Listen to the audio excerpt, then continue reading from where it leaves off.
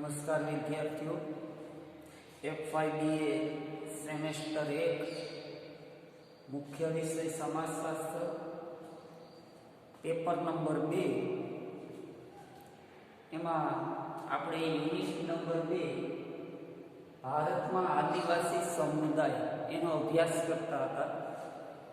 આગળ આપણે આદિવાસી સમુદાયના લક્ષણો એ જોયા. તો ત્યાર પછીનો આપણો ટોપિક છે આદિવાસી સમાજ જીવનનો પરિચય. આદિવાસી સમાજ જીવન કયા પ્રકારનું છે, એની જીવન નિર્વાહની રીતો કેવી છે, એનું ધર્મ જીવન કેવું છે, એનું કુટુંબ કેવું છે, આ બાબતો છે એ આપણે એનો પરિચય લેવાનો છે. સમાજશાસ્ત્રીય મતે આદિવાસી સમુદાય છે એ 600 પ્રકારના સમુદાયો છે. આદિવાસીઓમાં 600 જેટલા આદિવાસી સમુદાયો આવેલા છે અને એ 600 સમુદાયોમાં દરેક સમુદાયને પોતાની અલગ રીતભાત, અલગ પરંપરા અને અલગ સંસ્કૃતિઓ છે. દરેકની જીવન જીવવાની રીત છે ક્યાંક ને ક્યાંક અલગ પડતી આપણને જોવા મળે છે. તો એમાં એના સમાજ જીવનનો જે પરિચય છે તો એમાં પ્રથમ ટોપિક આપણે જોશું સગપણ સંબંધો, કે આદિવાસી સમુદાયમાં સગપણ સંબંધો કયા પ્રકારના છે. તો લગ્ન અથવા લોહીના સંબંધ ઉપર વ્યક્તિને જે પરસ્પર જોડે છે એવા સંબંધને સગપણ સંબંધ કહેવાય. કે લગ્ન સંબંધ અથવા લોહીનો સંબંધ હોય એની સાથે જે વ્યક્તિ જોડાયેલો હોય એને આપણે સગપણ સંબંધ કહી શકીએ. તો એમાં પતિ પત્ની, પિતા પુત્ર, ભાઈ ભાઈ, માતા પુત્રી, માતા પુત્ર, તો આ બધી છે એ દરેક વસ્તુ છે એ સગપણ સંબંધમાં આપણે સામાન્ય રીતે જોઈ શકીએ. અને અલગ અલગ સમાજશાસ્ત્રીઓએ અલગ અલગ વ્યાખ્યાઓ આની આપેલી છે. પરંતુ આદિવાસી સમુદાયમાં સગપણ સંબંધો કયા પ્રકારના છે? લગ્નના સંબંધી સગપણ સંબંધો, લોહી સંબંધી સગપણ સંબંધો, તો એમાં ક્યાંક ને ક્યાંક આપણને ભિન્નતા જોવા મળે છે. સાસુ સસરા, સાડી બનેવી, ભાઈ બહેન, આ બધા સગપણ સંબંધો છે. પણ ક્યાંક ને ક્યાંક એ અમુક સમય પહેલા એ જે સંબંધોનું જે નામ છે એ ભિન્ન પડતું હતું. જેમ કે સમાજશાસ્ત્રીય મોર્ગનના મતે આપણે જોઈએ તો જે ભાઈ શબ્દ છે એ જે તે સમયે એક માનવાચક અથવા વર્ગસૂચક શબ્દ હતો. કે ભાઈ છે તો ભાઈ એક માનથી એક વર્ગને અથવા મોટી વ્યક્તિને ભાઈ કહેવામાં આવતા. પણ ત્યાર પછી મોર્ગનનું એવું કહેવું છે કે એ ભાઈ શબ્દ છે ધીમે ધીમે વિકસતો ગયો અને સંબંધ સૂચક શબ્દ થઈ ગયો. એટલે કે ભાઈ એટલે તો કે ભાઈ એક જ માતા અથવા એક જ પિતાના જે સંતાનો હોય તો એને ભાઈ કહી શકીએ છીએ. તો એ સંબંધ સૂચક શબ્દ છે થતો ગયો છે. તો આદિવાસી સમુદાયમાં આ પ્રકારના સગપણ સંબંધો છે. તો એમાં આપણે જોઈએ તો એમાં ક્યાંક ને ક્યાંક સગપણ સંબંધો ઉપર મર્યાદાઓ પણ મૂકવામાં આવેલી છે. અને એ મર્યાદાઓને સમાજશાસ્ત્રી મતે એને પરિહાર સંબંધ કહેવાય છે. તો એવી મર્યાદાઓ તો કે ભાઈ બહેનના હળવા મળવા ઉપર પ્રતિબંધ આપણને આદિવાસી સમુદાયમાં જોવા મળે.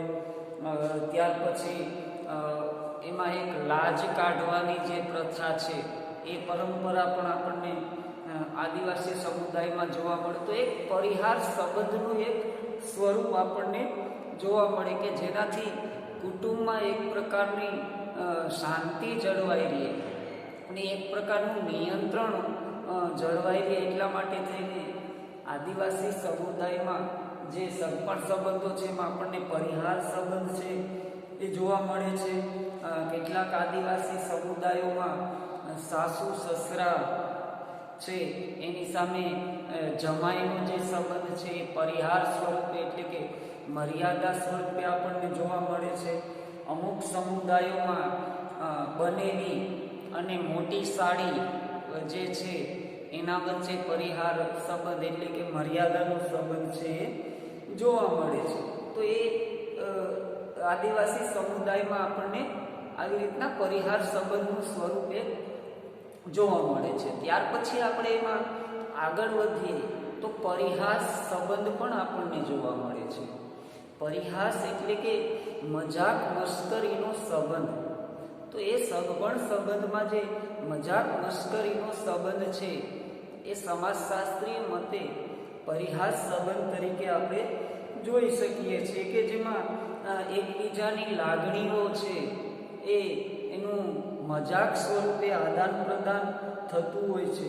આવા સંબંધને પરિહાસ સંબંધ કહેવાય છે. તો એમાં સાડી બનેલી પરિહાસ, ત્યાર પછી દિયર ભાભીનો પરિહાસ આદિવાસી સમુદાયમાં જોવા મળે, મામી ભાણેજ પરિહાસ, દાદા અને પોતી વચ્ચેનો જે પરિહાસ છે એ પણ આદિવાસી સમુદાયમાં અલગ અલગ સમુદાયોમાં ક્યાંક ને ક્યાંક જોવા મળે છે. તો આ એક મજાક મશ્કરીના સંબંધો છે એ પણ સગપણ સંબંધની બાબતમાં આપણને જોવા મળે છે. અને ત્યાર પછી એમાં ક્યાંક ને ક્યાંક દરેક જગ્યાએ આપણને વૈવિધ્ય જોવા મળે છે. તો એમાં સંતાન નામી વ્યવહાર જોવા મળે છે આદિવાસી સમુદાયમાં. સંતાન નામી વ્યવહાર એટલે કે પતિ પત્ની છે એકબીજાને નામથી ન બોલાવતા સંતાનના નામથી બોલાવે છે. કે દાખલા તરીકે સંતાનનું જે નામ હોય એના નામથી છે પતિ પત્ની એકબીજાને બોલાવે છે કે ગોપાલના બાપા અથવા ગોપાલના મમ્મી, એવી રીતના. એટલે એ સંતાન નામી વ્યવહાર છે આદિવાસી સમુદાયમાં આપણે જોઈ શકીએ છીએ. અમુક માતૃવંશી આદિવાસી સમુદાય જે છે એમાં આપણને મામા પ્રધાન સગપણ સંબંધો વધારે જોવા મળે છે કે એ કુટુંબમાં મામાનું વર્ચસ્વ વધારે હોય એટલે મામા પ્રધાન વ્યવહાર છે માતૃ સત્તાક કુટુંબમાં આપણે જોઈ શકીએ છીએ. અમુક જે સમુદાય છે એમાં પિતૃપ્રધાન જે કુટુંબ વ્યવસ્થા જોડાયેલી છે એમાં ફોઈબાનું પ્રમાણ છે એનું મહત્ત્વ છે વધારે જોવા મળે છે કે ફોઈબા છે એનું કુટુંબમાં મહત્ત્વ હોય અને એનું ફોઈબા પ્રધાન વ્યવહાર છે આપણને જોવા મળે છે. કેટલાક આદિવાસીઓમાં પરંપરાઓ પ્રમાણે સ્ત્રીને જ્યારે પ્રસૂતિ આવવાની હોય ત્યારે સ્ત્રી છે એ આરામ કરતી હોય પ્રસૂતિ સમયમાં કે એ જે સમયગાળો છે ત્યારે પુરુષ છે એ પણ સ્ત્રીની જેમ એને પણ એવી રીતના પ્રસૂતા જેવો વ્યવહાર એટલે કે એને પણ પથારીમાં એવી રીતના આરામ કરવાનો હોય, પથારીમાં સૂવાનું હોય છે. તો એને સહપ્રસવ વ્યવહાર કહેવામાં આવે છે. તો આ પ્રકારના અલગ અલગ સગપણ સંબંધો છે એ આપણને જોવા મળે. ત્યાર પછી ગોત્ર, ગોત્રાર્ધ, બિરાદરી, આ બધી જે વસ્તુઓ છે, ગોત્ર છે એની ફરજો નક્કી કરે છે, બિરાદરી છે, ગોત્ર ચિહ્ન છે એના આધારે સગપણ સંબંધો છે એ નક્કી થતા હોય છે.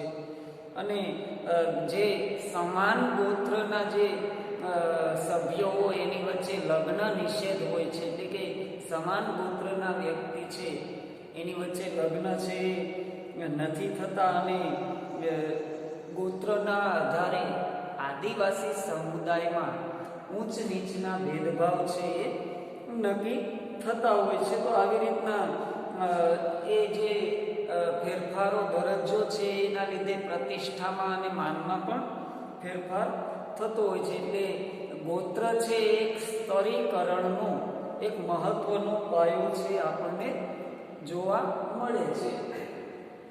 ત્યાર પછી બીજું છે એની જે સમાજ જીવનનો પરિચયમાં કુટુંબ, એની કુટુંબ રચના છે એ કયા પ્રકારની છે.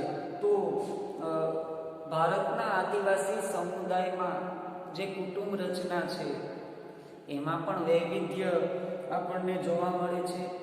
મોટાભાગના આદિવાસી સમુદાયમાં પિતૃવંશીય એટલે કે પિતૃસ્થાની કુટુંબ વ્યવસ્થા છે આપણને જોવા મળે છે.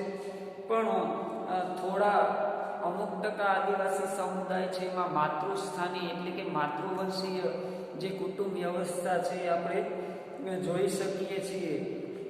તો એમાં ભીલ આદિવાસી છે, ખરિયા છે, હો આદિવાસી, આ બધા આદિવાસી સમુદાયના નામ છે. તો આ પ્રકારના જે સમુદાયો છે એમાં પિતૃસ્થાની કુટુંબ વ્યવસ્થા છે જોવા મળે છે. જ્યારે ત્યારબાદ માતૃસ્થાની કુટુંબ વ્યવસ્થા છે ખાસી અને ગારો નામના આદિવાસી સમુદાય છે, જે આસામ રાજ્યમાં એનું પ્રમાણ વધારે જોવા મળે છે. તો ત્યાંના જે આદિવાસીઓ છે એમાં માતૃસ્થાની કુટુંબ વ્યવસ્થા છે જોવા મળે છે કે વ્યક્તિ છે એ માતાના નામથી અને મામાના નામથી ત્યાં એની ઓળખ છે ઊભી થતી હોય છે. એ માતૃસ્થાની કુટુંબ વ્યવસ્થા છે આપણે જોઈ શકીએ છીએ. પણ મોટાભાગના જે કુટુંબો છે એમાં પિતૃસ્થાની કુટુંબ વ્યવસ્થા જોવા મળે છે અને એ કુટુંબ વ્યવસ્થાના આધારે વ્યક્તિના દરજ્જો અને કુટુંબનો જે મોભો છે નક્કી થતો. એટલે કુટુંબ એ કાર્યાત્મક એકમ તરીકેનું કામ આદિવાસી સમુદાયમાં કરે છે અને સાંસ્કૃતિક પરંપરાને જાળવી રાખવાનું એક મહત્વનું કાર્ય કરે છે. ત્યાર પછી ત્રીજું છે લગ્ન સંસ્થા, કે આદિવાસી સમુદાયની લગ્ન સંસ્થા છે એ કયા પ્રકારની છે. તો એમાં લગ્ન સંસ્થામાં આંતરલગ્ન નિયમો, બહિર્લગ્ન નિયમો, લગ્ન નિષેધ, પસંદગી વિષયક લગ્નો, તો આ દરેક બાબતના દરેક સમુદાયમાં એના નિયમો છે એ બનાવવામાં આવેલા હોય છે અને એ નિયમો વિરુદ્ધ વ્યક્તિ લગ્ન ન કરી શકે. એટલે લગ્ન સંસ્થા ઉપર દરેક સમુદાયમાં એક પ્રકારનું નિયંત્રણ છે રહેલું છે અને જીવનસાથીની જે પસંદગી છે એના ધોરણો આદિવાસી સમુદાય પ્રમાણે બદલાતા રહે છે. એમાં જે સમાન ગોત્રમાં લગ્ન નિષેધ છે મોટા ભાગે માનવામાં આવે છે. સમાન રુધિર એટલે કે એક જ લોહીના જે વ્યક્તિઓ હોય તો એ સ્ત્રી પુરુષો વચ્ચે લગ્ન થતા નથી. પછી પ્રદેશ લગ્ન નિષેધ પણ જોવા મળે છે કે ભાઈ નક્કી કરેલો પ્રદેશ હોય એના પછીના પ્રદેશમાં છે એ વ્યક્તિઓ લગ્ન ન કરી શકે. પોતાનો વંશ, પોતાનો સમુદાય, પોતાનું કુળ ચિહ્ન, તો આમાં લગ્ન નિષેધ છે એના નિયમો હોય છે કે એમાં એ લગ્ન ન કરી શકે, એની બહાર એને લગ્ન કરવાના હોય. ત્યાર પછી તો કે એની બહાર પણ કયા કયા સમુદાયમાં સ્ત્રી અથવા પુરુષ લગ્ન કરી શકે એના માટેમાં પણ દરેક સમુદાયમાં છે લગ્નના નિયમો બનાવવામાં આવેલા છે અને એમાં પસંદગીના લગ્ન તો એ સમુદાય પ્રમાણે નક્કી કરવામાં આવેલું હોય છે. અમુક સગા સાથેના લગ્નને કેટલીક વખત ઈચ્છનીય પણ ગણવામાં આવે છે કે અમુક સમુદાયમાં સગાઓ વચ્ચે લગ્ન થઈ શકે, અમુક સમુદાયમાં ન થઈ શકે. જેમ કે ઘણા બધા સમુદાયો એવા છે કે એમાં સાસુ જમાઈના લગ્નને ઈચ્છનીય માનવામાં આવે છે, માન્યતા મળેલી છે. કેટલાક આદિવાસી સમુદાયમાં સાડી અને બનેવીના લગ્ન છે એને ઈચ્છનીય માનવામાં આવે છે. કેટલાક અમુક આદિવાસી સમુદાયો છે એમાં દિયર ભાભીના લગ્ન છે એને માન્યતા આપવામાં આવેલી છે. અમુક સમુદાયોમાં મામા ભાઈના સંતાનો છે એને પણ માન્યતા મળેલી છે. આ બધા લગ્નના નિયમો એના જોવા મળે છે અને એમાં પણ એક સાથી અને બહુ સાથી પ્રથા છે એ જોવા મળે છે કે એક પત્ની અને એકથી વધારે પત્ની રાખી શકે એવા અલગ અલગ સમુદાયના નિયમો જોવા મળે છે. પણ મોટા ભાગે બને ત્યાં સુધી મોટા ભાગના સમુદાયોમાં એક પત્ની પ્રથા છે એ પ્રચલિત છે, પણ ઘણા બધા એવા છે કે એમાં બહુપત્ની પ્રથા પણ આપણને જોવા મળતી હોય છે. ટોડા અને જે ખાસા લોકોના આદિવાસી સમુદાય છે એમાં ઘણી જગ્યાએ અભાતૃકી પત્ની પ્રથા આપણને જોવા મળે છે. ત્યાર પછી સાળી વટુ, દિયર વટુ, વિધવા પુનર્લગ્ન, વિધુર પુનર્લગ્ન, તો આ બધી પ્રથાઓ પણ આદિવાસી સમુદાયમાં આપણે જોઈ શકીએ. અને એમાં પણ જે જીવન સાથી મેળવવાની જે રીતો છે એ પણ અલગ અલગ છે. લગ્નની રીતો છે એ પણ અલગ છે. તો એમાં હંગામી લગ્ન છે, કસોટી લગ્ન છે, અપહરણ લગ્ન છે કે અપહરણ કરીને લગ્ન કરવા એ માન્યતા મળેલી છે. અમુક સમુદાયમાં કન્યા વિક્રય, કે જે કન્યા હોય છે તો એની સામે કન્યાના લગ્ન થાય એટલે કન્યાના પિતા છે વર પક્ષના પિતા પાસેથી અમુક વિક્રય એટલે કે અમુક રકમ છે એ લેવામાં આવે છે. સેવા લગ્ન છે, સાટા લગ્ન છે કે સાટા જે કરવામાં આવે છે સાટા ખત એ પ્રમાણે લગ્ન કરવામાં આવે. પલાયન લગ્ન, ભાગીને લગ્ન કરવા એ પરંપરા પણ જોવા મળે છે. હઠ લગ્ન કે જેને જીદ લગ્ન પણ કહી શકીએ. તો આવી રીતના જે લગ્ન પરંપરા છે, લગ્ન સંસ્થા છે, એ દરેક સમુદાયમાં અલગ અલગ પ્રકારની આપણને જોવા મળે છે. ત્યાર પછી ચોથો મુદ્દો છે સ્ત્રીઓનો દરજ્જો, કે આદિવાસી સમુદાયમાં એક સર્વે પ્રમાણે 1000 પુરુષોએ 972 સ્ત્રીઓનું પ્રમાણ છે. એટલે સ્ત્રીઓનું પ્રમાણની દ્રષ્ટિએ સ્ત્રીનો દરજ્જો છે આપણને ઊંચો જોવા મળે છે, કે જે અન્ય સમુદાયની તુલનામાં એ દરજ્જો છે ખૂબ ઊંચો છે. અને આદિવાસી સમુદાયની સ્ત્રીઓ છે એ વધારેમાં વધારે સ્વતંત્રતા ભોગવતી હોય છે અને એ પરંપરાગત અને રિવાજ પ્રમાણે વધારે ઉદાર હોય છે. અને એમાં સ્ત્રીનો દરજ્જો છે એ પુરુષ કરતાં ઊંચો હોય છે આદિવાસી સમુદાયમાં, અને પુરુષનો દરજ્જો છે એ નીચો ગણવામાં આવે છે. ત્યારબાદ શિક્ષણની દ્રષ્ટિએ સ્ત્રીનો દરજ્જો જોઈએ તો શિક્ષણની દ્રષ્ટિએ સ્ત્રીનો દરજ્જો છે એ બહુ જ નીચો આપણને જોવા મળે છે. જ્યારે બિનકૃષિ વ્યવસાયોમાં સ્ત્રીઓનું સહભાગીપણું જોવા મળે છે, કે મજૂરી છે, ખેતીકામ છે, એ સિવાયના અન્ય કોઈ પણ ધંધો હોય તો એમાં સ્ત્રીઓ છે, આદિવાસી સમુદાયની સ્ત્રીઓ છે, પુરુષોને મદદ કરે છે. એટલે એમાં સહભાગીપણું પણ જોવા મળે છે. તો સામાન્ય રીતે જોઈએ તો સ્ત્રીઓ છે એમાં સ્વતંત્રતા વધુ ભોગવતી હોય છે. ત્યાર પછી પાંચમો ટોપિક છે ધાર્મિક જીવન, કે આદિવાસી સમુદાયનું ધાર્મિક જીવન છે કેવા પ્રકારનું હોય. તો અલગ અલગ સમુદાયમાં અલગ અલગ દેવી દેવતાઓની પૂજાઓ થતી હોય છે, અને એક અલૌકિક શક્તિ દેવી દેવતાઓના સ્વરૂપમાં જે પૂજા કરવામાં આવે છે તો એક અલૌકિક શક્તિની પૂજા છે કરવામાં આવે છે. અને એ શક્તિમાં પૂર્ણ શ્રદ્ધા ધરાવતા હોય છે, અને સમુદાય પ્રમાણે એની જે પૂજાની વિધિ છે, એના રિવાજો છે એ બદલાતા રહેતા હોય છે. દેવદેવીઓને પ્રાર્થના કરવી, ભૂત પ્રેતનો ભય રાખવો, ભૂત પ્રેતનો ડર કાયમી માટે સતાવતો હોય એના નિરાકરણ માટે પણ વિધિ વિધાનો કરવામાં આવે છે.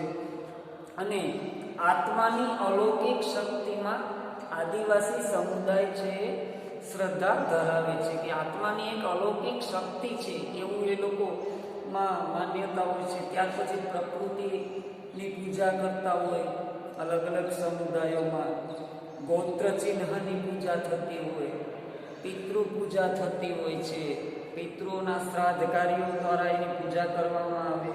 અને જાદુ ટોણામાં બહુ માનતા હોય છે.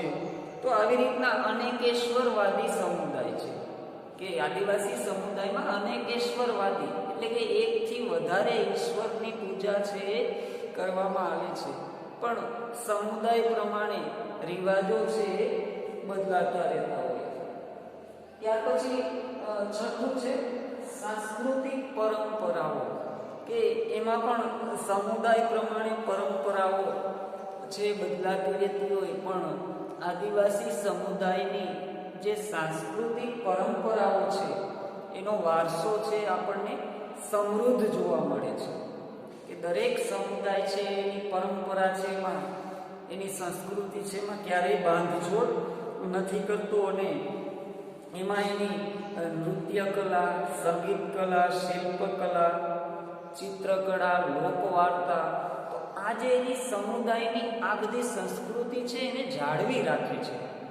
દાખલા તરીકે જોઈએ તો સીધી સમુદાય છે, આદિવાસી સમુદાયમાં સીધી સમુદાય છે, તો જે એનું ધમાલ નૃત્ય છે તો એ એની સંસ્કૃતિ છે. તો આધુનિક સમયમાં પણ એ સંસ્કૃતિને એ લોકોએ જાળવી રાખી છે એ ધમાલ નૃત્યના સ્વરૂપમાં. ત્યાર પછી અલગ અલગ સમુદાયની લોકવાર્તાઓ હોય છે, લોક કલાકારી હોય છે, એના લોકગીતો હોય છે, તો એ વારસા પ્રમાણે એ હસ્તાંતરિત થતી હોય અને નવી પેઢીને, આવનારી પેઢીને એ પોતાનો વારસો છે એ આવી રીતના સંસ્કૃતિના સ્વરૂપમાં આપે છે, અને એ આદિવાસી સમુદાયની એક ઓળખ ઊભી થતી હોય છે. અને એ સાંસ્કૃતિક પરંપરાઓ છે, એ કલાઓ છે, ફક્ત કલા ખાતર કલા એવું નહીં, કે ફક્ત સમાજને દેખાડવા માટેની કલા એવું નથી હોતું, પણ એનું એક લક્ષણ હોય છે કલાનું, અને એનું એક ગૌરવ લેતા હોય છે સમુદાયના લોકો છે.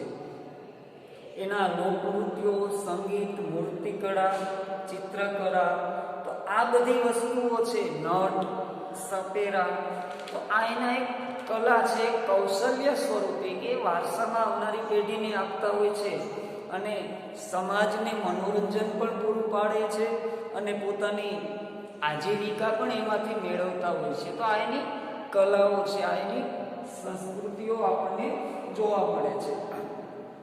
ત્યાર પછી અંતિમ આદિવાસી જીવનમાં જોઈએ તો અંતિમ મુદ્દો છે ભાષા પરિચય, કે દરેક સમુદાયમાં એની ભાષા છે એ અલગ અલગ હોય છે. ઘણા બધા સમુદાયો છે તો એમાં ક્યાંક ને ક્યાંક ભાષા અને બોલી છે એ અલગ પડતી હોય છે, અને એ ભાષા એ આદિવાસી સંસ્કૃતિનો એક ભાગ છે. મોટા ભાગના આદિવાસીઓ છે એ કેટલાક આદિવાસીઓ છે ઇન્ડિયન આર્યન કુળની ભાષાઓ બોલે છે. સમાજશાસ્ત્રીઓએ જે સંશોધન કર્યા તો એને જોવા મળ્યું કે ઇન્ડિયન આર્યન કુળની ભાષાઓ બોલે. ઘણા બધા આદિવાસીઓ છે દ્રવિડ કુળની જે ભાષાઓ છે એ બોલે છે. ત્યાર પછી અમુક આદિવાસી છે કિરાત કુળની ભાષા છે એ બોલે. ઘણા આદિવાસીઓ દ્વિભાષી પણ જોવા મળે છે. ઘણા સમુદાયોમાં દ્વિભાષી, કે ભાઈ ગુજરાત અને રાજસ્થાનની સરહદ હોય તો એ સરહદ પર રહેતા જે આદિવાસી સમુદાય છે તો એમાં ગુજરાતી બોલી પણ હોય છે અને રાજસ્થાની બોલી પણ હોય છે. તો બંને ભાષાનું સ્વરૂપ આપણને ત્યાં જોવા મળતું હોય છે, અને એ ભાષા પ્રત્યેનું એનું મહત્વ છે, એની લાગણી છે એ અન્ય સમુદાયો કરતાં વધારે હોય છે. કે આદિવાસી સમુદાય છે એ એક ભાષાને પોતાનું ગૌરવ માને છે, સંસ્કૃતિની જેમ, કે ને એ ભાષા પ્રત્યેની લાગણી હોય છે, અને એ ભાષા માટે ઘણા બધા ઇતિહાસમાં આંદોલનો પણ એ લોકોએ કરેલા છે. તો આવી રીતના આદિવાસી સમાજ જીવન છે, જે સમુદાય છે, એનો પરિચય આપણે આ 7 ટોપિકમાં ટૂંકમાં આપણે એની ચર્ચાઓ કરેલી છે.